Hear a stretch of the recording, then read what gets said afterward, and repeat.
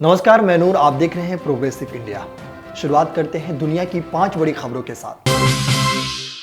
खबर अमेरिका से है, जहां आए दिन हो रही मॉब फायरिंग की घटनाओं से वहां खुलेआम बंदूक लेकर चलने पर प्रतिबंध लगाने की मांग तेज हो गई है। इसी बीच New York State Rifle and Pistol Association बनाम ब्रुइन केस पर फैसला सुनाते हुए अमेरिकी सुप्रीम कोर्ट ने कहा, अमेरिकियों को गन लेकर चलने पर रोक नहीं लगाई जा सकती, न ही उसमें कोई टर्म जोड़ी जा सकती है। कोर्ट ने आगे कहा, गन लेकर चलना अमेरिकियों का मौलिक अधिकार है। बता दें कि अमेरिका में हाल ही में हुए मास शूटिंग की घटनाओं की वजह से गन कंट्रोल की मांग को लेकर प्रदर्शन चल रहे हैं। वहीं सुप्रीम कोर्ट के इस फैसले से राष्ट्रपति जो बाइडेन नाराज है। उनका कहना है कि यह बिना कॉमन सेंस से लिया गया फैसला है। चीन अपनी विस्तारवादी नीति से पड़ोसी देशों की जमीन कब्जा करने से बाज नहीं आ रहा है।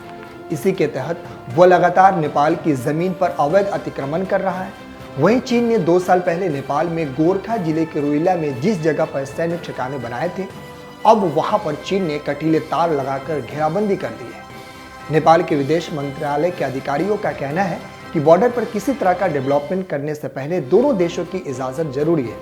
हालांकि अब तक ऐसी कोई जानकारी नहीं मिली है कि चीन नेपाल की जमीन पर कोई अवैध अतिक्रमण कर रहा है। बता दें कि 4 महीने पहले नेपाल सरकार की एक सीक्रेट रिपोर्ट लीक हुई थी।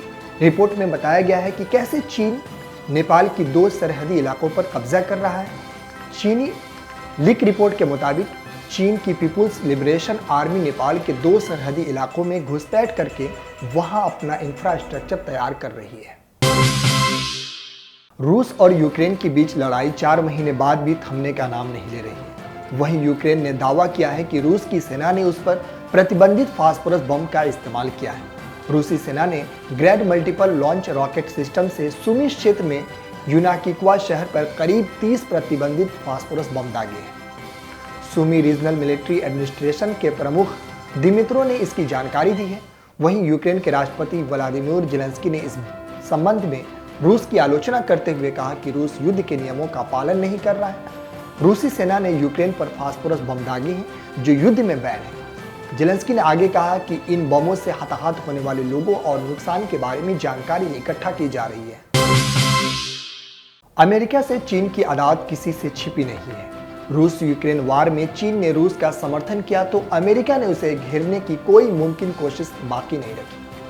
अब चीन ने पलटवार कर अमेरिका से पूछा कि जब भारत रूस से तेल खरीद रहा है तो वह चुप्पी साधे क्यों बैठा है। बता दें कि चीन के सरकारी अखबार ग्लोबल टाइम्स का कहना है कि अमेरिका भारत और चीन को लेकर दोहरा रवैया अपना रहा है। वहीं अमेरिका ने रूस से भारत की तेल खरीद पर कहा है कि यह भारत का निर्णय है, जिस पर चीनी मीडिया भड़क कर कहा कि चीन जब रूस से तेल खरीदता है तो अमेरिका कहता है कि चीन एक जिम्मेदार देश की भूमिका निभाए और रूस पर प्रतिबंध लगाए। लेकिन भारत के मामले में अमेरिका अपनी ही बात से पलटकर क्या दिखाना चाहता है। दुनिया के सबसे लंबे और लग्जरी क्रूज ग्लोबल ड्रीम 2 जहाज का कोई खरीदार नहीं मिल रहा है।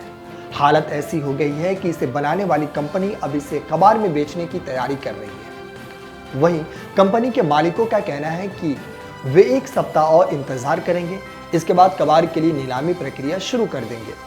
आपको बता दें कि इस जहाज का निर्माण ड्रीम क्रूज नाम की कंपनी ने किया है। हालांकि ये कंपनी इसी साल की शुरुआत में अपनी मूल कंपनी जेटिंग हांगकांग के साथ बंद हो गई थी।